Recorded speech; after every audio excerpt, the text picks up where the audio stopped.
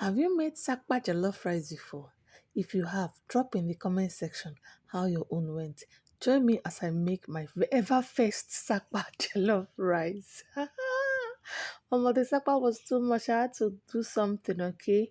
I poured in my groundnut oil. I mixed it. I blended it with red oil. This is my tomato paste. I added my tomato paste. This place I've already added this the fish stock that I got from my fish because I use fish for this. So I added my seasoning, I added my salt. This is me adding my crayfish. Yeah, I added my crayfish, then I added water for the rice. All right, okay. After adding water for the rice, I covered it up and allowed it to boil. As you can see, the water is already boiling. I poured in my rice.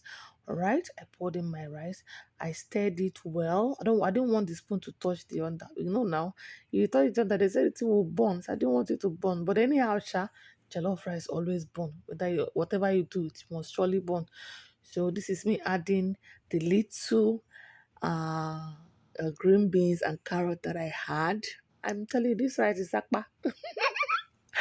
The little green beans and onion, carrot that I had, so I added it to it. Look at it now. Our sakpa jollof rice is ready.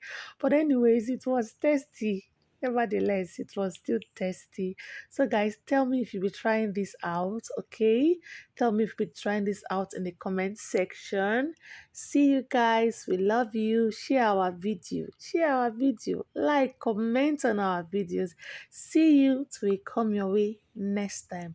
Bye.